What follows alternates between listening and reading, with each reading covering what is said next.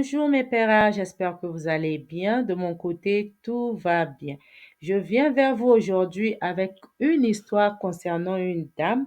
C'est une femme mariée, une épouse, maman de 3 enfants et aussi enceinte de 7 mois. Elle s'est retrouvée en prison pour avoir posté sur Facebook. Nous allons faire une analyse de cette histoire et surtout en tirer des leçons. Si vous ne l'avez pas encore fait, s'il vous plaît, n'hésitez pas de vous abonner sur la chaîne, surtout aimer et partager la vidéo. Sans plus tarder, nous allons commencer.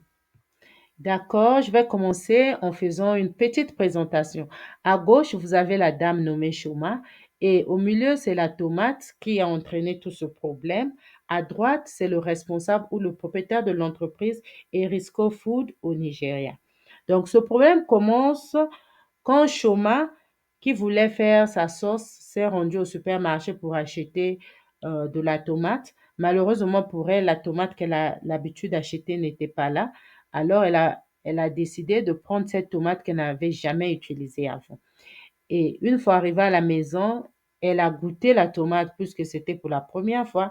Elle a constaté que la tomate était vraiment sucrée et madame a décidé de faire un post sur Facebook. Nous allons partir et je vais essayer de vous montrer la photo du post. C'est en anglais, mais je vais vous donner l'interprétation.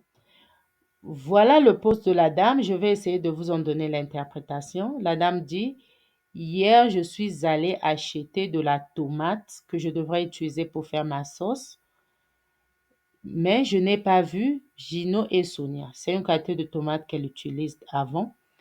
Donc, j'ai décidé d'acheter celui-ci. Quand je l'ai ouvert, j'ai décidé de goûter. Oh mon Dieu, il y a trop de sucre. S'il vous plaît, faites-moi savoir si vous avez déjà utilisé cette tomate avant. Parce que cette situation, en tout cas, c'est une situation compliquée. Je n'ai pas compris le mot gourou qu'elle a utilisé là. Donc, c'est un peu ce qu'elle avait posté. Et quelqu'un, en fait, l'a fait une remarque par rapport à ce post. Et c'est ce qui va engendrer tout ce qui est arrivé.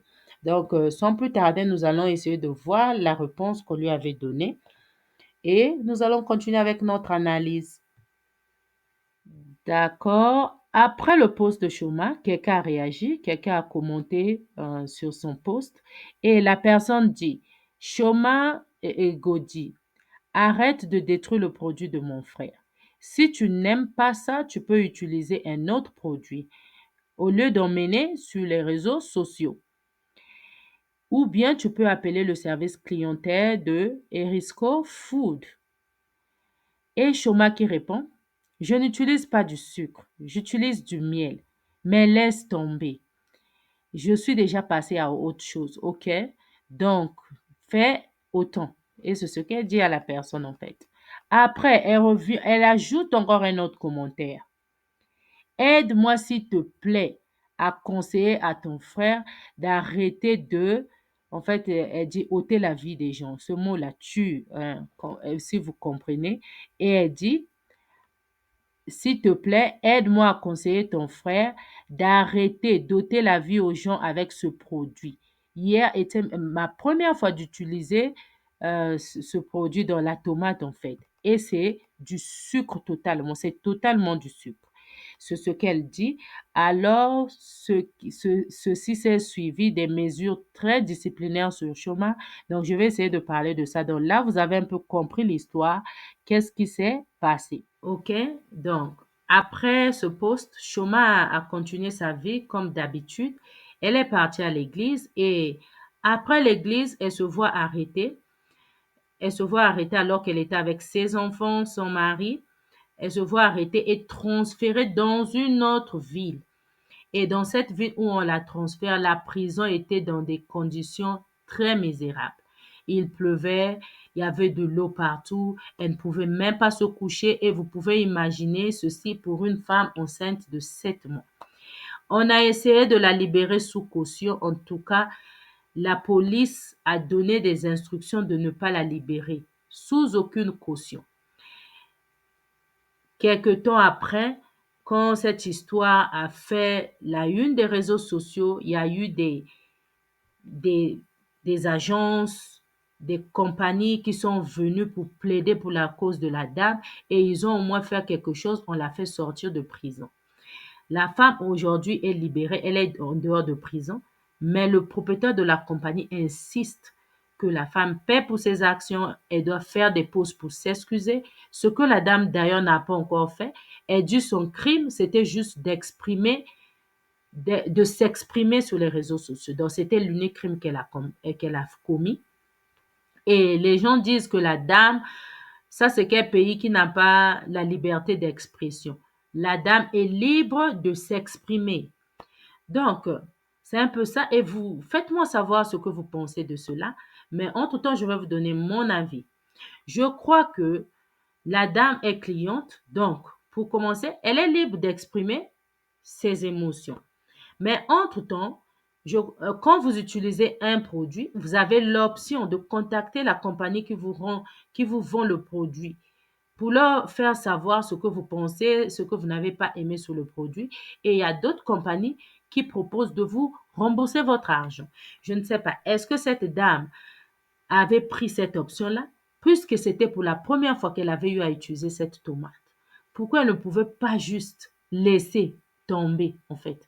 Moi, à sa place, j'aurais laissé tomber, en tout cas. Je ne devais pas aller jusqu'à sur Facebook pour poster juste sur une expérience. En fait, pour la première fois que tu utilises la tomate, tu trouves que c'est trop sucré. Tu peux faire passer. Donc, mais la dame avait trouvé que c'était nécessaire de faire savoir et de, de recruter les avis des autres personnes, puisqu'elle avait demandé qu'est-ce que vous en pensez si vous avez déjà utilisé cette tomate. Donc, je trouve que c'était pas nécessaire. Et lorsqu'on lui a donné un conseil, qu'elle pouvait contacter le service clientèle de la compagnie au lieu d'emmener cette histoire sur Facebook, la dame dit que toi, plutôt conseille ton frère d'arrêter d'ôter la vie aux gens avec cette tomate. Ça, c'est une affirmation. Et ça veut dire quand tu fais une affirmation, tu dois avoir des preuves.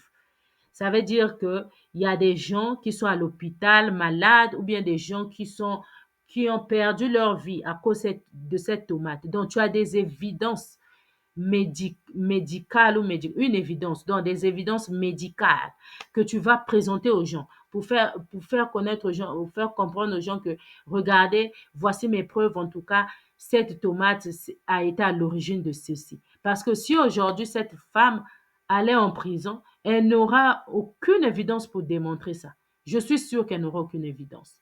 Donc, c'est un peu ça, voilà pourquoi nous, en tant que consommateurs, en tant que les gens qui utilisent les réseaux sociaux, tu peux être dans ta chambre et tu te dis que tu es libre de faire ce que tu veux, de poster ce que tu veux. Il est important de faire attention parce que ça, c'est une compagnie. Le monsieur dit que s'il faudrait qu'il perde sa vie, il va perdre sa vie, mais cette femme doit payer pour son poste. Donc, et cette compagnie a existé, ça fait plus de 40 ans. C'est pas elle qui viendra juste pour détruire ce que lui a peiné pour construire. Donc, le monsieur est très fâché. Qu'est-ce que vous pensez de ceci? Le monsieur a raison de se fâcher ou bien la dame a raison de poster un truc pareil parce qu'elle avait dépensé son argent? En tout cas, faites-moi savoir dans les commentaires qu'est-ce que vous pensez et donnez-moi votre avis. Encore une fois de plus, merci beaucoup de m'avoir suivi et surtout, n'hésitez pas de vous abonner sur la chaîne, partagez et aimez la vidéo et à nous revoir très prochainement.